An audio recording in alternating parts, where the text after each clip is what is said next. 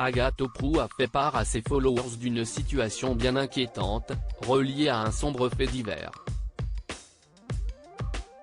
Sur son compte Instagram, la chroniqueuse de 30 ans qu'on va retrouver sur Brut.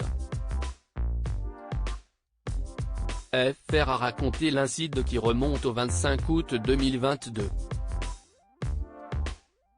Non loin de son lieu de résidence, elle a découvert qu'un automobiliste avait pris la fuite, refusant d'obtempérer à un contrôle routier et renversant 2 gendarmes. Selon le site Objeco, un follower d'Agathopoulou lui a confié par message privé qu'il y aurait un escroc dans sa région à Guéret. Inquiète mais curieuse d'en savoir plus, celle qui a vaillamment affronté un cancer lymphatique en a appris plus sur ce contrôle routier banal qui a mal tourné.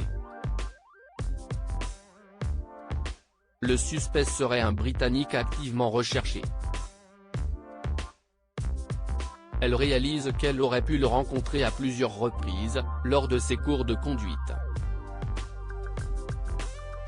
Un sombre escroc star de Netflix. Tout a démarré quand des chiens d'élevage détenus par un couple de Britanniques à Vidaya, un village de 180 habitants au sud de Guéret, devaient être transférés vers la SPA sous le contrôle de la DPP, chargée entre autres de la protection animale, et de la gendarmerie.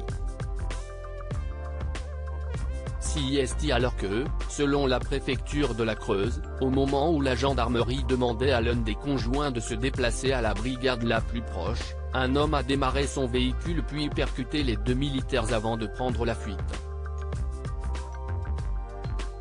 Selon la maire de la commune Martine Laporte, l'homme, toujours en fuite vendredi, est Robert Andy Frigard, a indiqué l'AFP.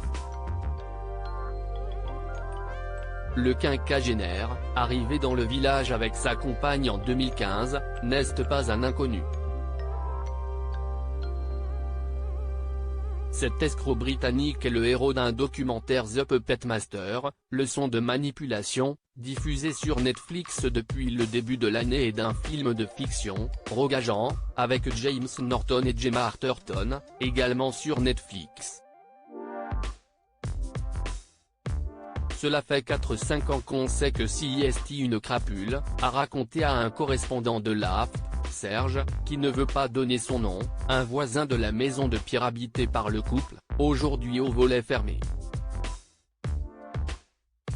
En 2005, Robert Andy Frigard avait été condamné par la justice britannique à la prison à perpétuité pour enlèvement, tromperie, vol sur des étudiants et des femmes, à qui il avait soutiré un total de plus d'1 million de livres, en se faisant notamment passer pour espion du MI5, les services secrets britanniques.